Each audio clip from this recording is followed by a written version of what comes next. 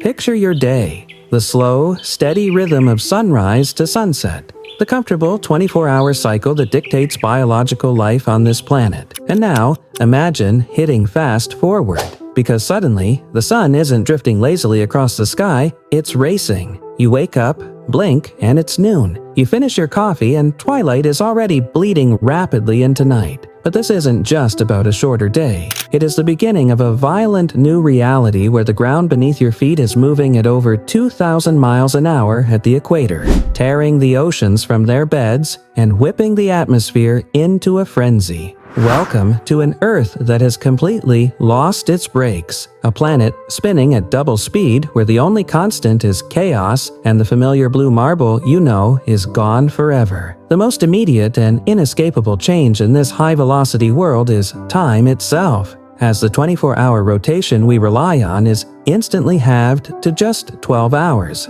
meaning you get 3 hours of morning light, 3 hours of afternoon, and then a 6-hour night that seems to arrive almost as soon as it left, utterly shattering the circadian rhythms of every living thing on Earth. Sleep patterns would disintegrate, leading to mass psychosis and exhaustion in humans, while nocturnal predators would find their hunting windows slashed, and plant life dependent on long durations of sunlight would begin to mass die-off, triggering a collapse of the global food chain almost overnight. But the biological crisis is nothing compared to the physical transformation of the planet itself, because as spin increases, so does centrifugal force, the outward pull that makes you feel like you're being thrown from a spinning merry-go-round. Right now, Earth is slightly wider at the equator than the poles, but at double speed, this effect is catastrophic, causing the planet's midsection to bulge outward violently, stretching the crust and likely triggering massive earthquakes and unprecedented volcanic activity as the tectonic plates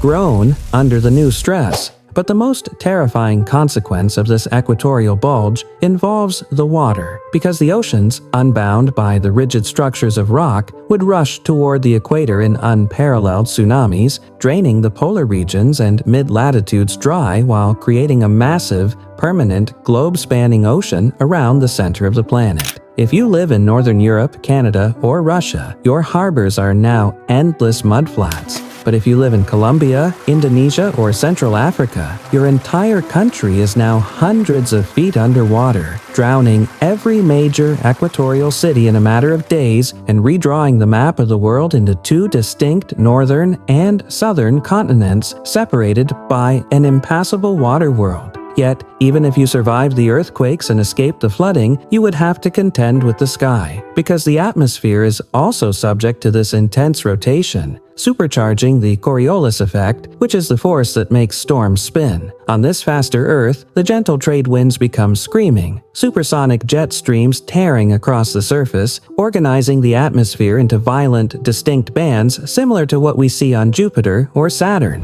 creating hyper-hurricanes that aren't seasonal events, but permanent, wandering monsters that scour the newly exposed land masses. The temperature difference between the frozen, sun-starved poles and the boiling, superheated equator would become extreme, fueling weather systems of unimaginable ferocity that would make agriculture impossible and leave the surface battered by relentless winds. Eventually, life might adapt to this hyperspeed existence, evolving sturdier frames to withstand the winds and new sleep cycles for the flashing days, but humanity as we know it would be a casualty of velocity, a stark reminder that our existence is dependent on a delicate, perfect balance of cosmic forces, and that sometimes the most frightening thing space can do is simply press the accelerator.